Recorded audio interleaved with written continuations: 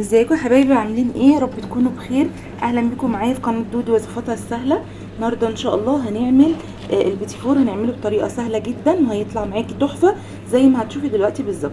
اول حاجه هنا انا عندي كيلو من الدقيق، بشيل منه 3 معالق هرميه كبار. بتشيلي ليه 3 معالق عشان المقدار يطلع معاكي مظبوط، لان انا هعمله بالكيس مش بالمكنه.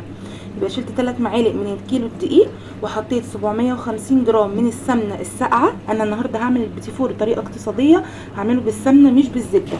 سمنه كده بتحطيها في التلاجة تسقع كويس وتشتغلي بيها. حطيت السمنه على السكر. السكر قد ايه؟ 350 جرام. يبقى انا حطيت معايا بالظبط 750 جرام من السمنه الساقعه، وحطيت 350 جرام من السكر البودر. اهم حاجه يكون السكر بودر عشان يدوب معاكي بسرعه ويديكي النتيجه اللي انت هتشوفيها. هنفضل بقى نضرب فيهم بالطريقه اللي انتوا شايفينها دي لغايه ما لون الخليط ده يفتح معايا خالص، يبقى عامل زي الكريمه كده، هش كده وفاتح زي ما انتوا شايفين. بعد كده هنعمل ايه؟ عندنا احنا طبعا نخلين الدقيق كويس وعارفين وزنه. هنجيب بقى البيض. انا بحط ايه؟ بحط 3 بيضات كاملين وصفار بيضه. يعني انا بحط 3 بيضات كاملين وصفار بيضه.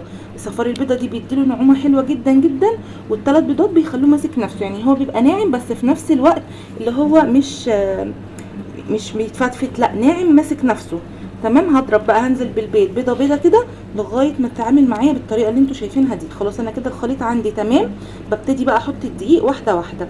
بس انا الدقيق هنا كان ما عرفتش اجيب الخليط من تحت، فهنقله في بوله وهوريكم دلوقتي هنعمل فيه ايه. يبقى انا هكتب لك المقادير كمان في صندوق الوصف ان شاء الله عشان تعرفي المقادير بالظبط. جربوا الطرق بتاعتي حلوه جدا ومضمونه، وشكلها بيبقى حلو جدا وطعمها خطير. خلاص بعد بقى ما حطيت كده الدقيق، البوله هنا كانت صغيره فنقلت في حاجه اكبر وعملت العجينه بتاعتي، والعجينه بتاعتي طالعه طريه وحلوه جدا. هتنزل معايا من الكيس بكل سهوله وهتشوفوها دلوقتي واحنا شغالين بيها. تمام كده. بصوا الخليط عامل زي الكريمه خالص. بصوا لازم تفضلي تضربي فيه لغايه ما يفتح، سواء استخدمتي سمنه او سواء استخدمتي زبده. لازم توصلي للنتيجه دي من الضرب بتاعها. بعد كده هنعمل ايه؟ هنلم بقى العجين، هنلم الدقيق مش هنعجنه. احنا يا دوبك بس المكونات تدخل في بعضها وخلاص. على كده يبقى انا كده خلصت البيتي فور بتاعي بكل سهوله وما اخدش معايا اي وقت، وكمان طالع معايا نتيجته تحفه هنشوفها دلوقتي. تمام كده. بعد ما خلصنا بقى لمينا كل المكونات زي ما هتشوفي كده. خلاص بصوا العجينه بتاعتي طريه وتحفه ازاي. دي تاني عجنه انا عجنتها، وعجنت عجنه كمان بالشوكولاته. بشيل بدل ال3 معالق دقيق بشيل 6 معالق، وبحط 3 معالق من الكاكاو على الخليط ده وبضربه كويس جدا. هنا بقى بجيب القمع بتاعي وابتدي اشتغل. انا بشتغل بقمع النجمه زي ما انتوا هتشوفوا كده، وهيديني نتيجه حلوه وبشكل منه كذا شكل. خلاص هنا بقى ده بيبقى تيست كده، لازم اجرب اشوفه مثلا هيكبر، هيبقى شكله كويس، الرسمه بتاعته هتروح ولا لا، علشان ابتدي اشتغل على طول في الصاجات بتاعتي. عشان لما اجي اقطع في الصاجات اشوف انا هسيب مسافه قد ايه ما بين كل واحده وواحده عشان ما يلزقش في بعضه. لان طبعا البيتي فور فيه سمنه، نسبه السمنه فيه بتبقى عاليه او الزبده بتبقى عاليه، فلازم ان هو حجمه بيتغير شويه صغيرين، مش بيتغير كتير. بصوا بقى نزل معايا من الكيس بكل سهوله ازاي، لان العجينه بتاعتي مظبوطه والمقادير حلوه جدا جدا. خلاص كده خلصنا. هقطع بقى كل الاشكال اللي انتوا هتشوفوها. بسيب مسافه ما بين البيتي فورايه والتانيه، علشان زي ما قلت لك لازم حجمه بيتغير شويه، عشان طبعا نسبه السمنه فيه بتبقى عاليه او الزبده فيه بتبقى عاليه، فلازم بيكبر شويه. هخلص بقى كل تقطيع الكميه اللي انا عملتها، وبتخبز على درجه حراره 180 على الرف اللي في النص. 180 على الرف اللي في النص، ومش بولع شوايه ولا اي حاجه. وكمان الفرن بتاعتي ما فيهاش مروحه، بس بياخد لون من فوق ومن تحت، وانا مش عايزاه يلون لون جامد. يعني انتوا هتشوفوا اللون اللي انتوا هتشوفوه هو ده الدرجه اللي انا عايزه اوصل لها. شايفين بقى بكل سهوله بينزل ازاي من الكيس. حلو جدا ومقادير سهله وكمان اقتصاديه عشان عاملينه من غير زبده.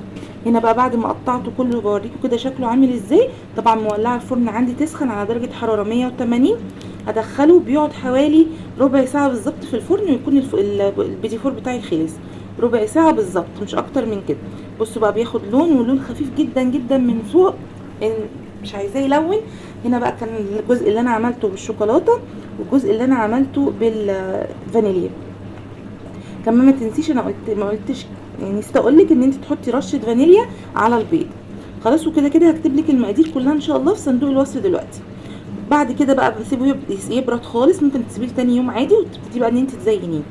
بستخدم ايه بقى في التزيين بتاعه؟ بستخدم شوكولاته حليب، وبستخدم شوكولاته بيضه، وكمان جايبه فرماسي اللي هو شكل الشوكولاته. مش بحب الملون، بحس ان هو بيديله كده يعني، لا مش بيخليه لونه شيك كده. وجبت مربى، المربى دي مربى مشمش، بجيبها من عند اي من بتاع خامات حلويات. وهنا طحنه سوداني على جزء على عين جمل، برضو طحناهم طحنه بسيطه كده يعني جرشه بسيطه.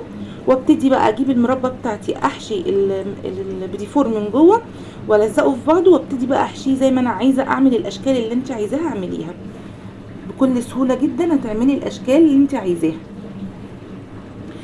بصوا بقى بعد كده هوريكم برضو شكلين تانيين حلوين قوي بيتباعوا برضو في المحلات الجاهزه، بيخلي البيتيفور بتاعك كانك عامله صابليه. يعني لو انت مش عايزه تعملي صابليه، لان طبعا بيبقى مكلف شويه عن البيتيفور العادي، فانا بقى عملت لك برضو تزيين الصابليه من البيتيفور اللي هو الاقتصادي اللي احنا عاملينه ده، برضو بيديكي شكل حلو جدا. بتلزقي برضو الاتنين في بعض زي ما انتم شايفين، وهوريكي تعملي فيها ايه. بس لو وصلتي بقى لغايه تزيين البيتيفور كده، ما تنسيش بقى اللايك والاشتراك في القناه لو انت جديده، وكمان كومنت حلو زيك يشجعني. زعلانه جدا على تفاعلكم معايا الفتره دي، قليل جدا جدا. فشجعوني كده عشان ايه، داخل علينا عيد بقى، وهنعمل برضو حاجات حلوه قوي في العيد هتعجبكم ان شاء الله. خلاص كده بصوا هنا بقى بحط الشوكولاته، بحط البيتيفورايه في الشوكولاته، بغطي وشها كله والزقها في التانية على طول زي ما انتم شايفين بكل سهوله. الشوكولاته دي يا بنات انا بسيحها على حمام مائي، يعني بحط كده بوله فيها ميه سخنه وبوله تانية فوقيها، بس اهم حاجه ان البوله ما تلامس الميه عشان الشوكولاته ما تخرجش منك. ويحاول ان انت تحافظي قوي وانت بتسيحي الشوكولاته البيضاء، لانها من الانواع الحساسه جدا وبتكتل معاكي على طول. وبحط لها كمان معلقه زيت عشان تديني اللمعه اللي انتوا شايفينها دي. هنا بقى رحت جايبه من فوق حبه سوداني كده، من السوداني وعين الجمل اللي هم المجروشين دول، حطيتهم كده من فوق. وكمان حطيت زجزاج كده من الشوكولاته البيضه على السودا، ومن السودا على البيضه برضو ادتني شكل حلو جدا. الاشكال دي بنلاقيها في الصابليه على طول، بس شكلها حلو جدا. وعايزه اقول لك ان نتيجه البيديفور تحفه، وطعمه خطير خطير بجد، طعمه حلو جدا جدا.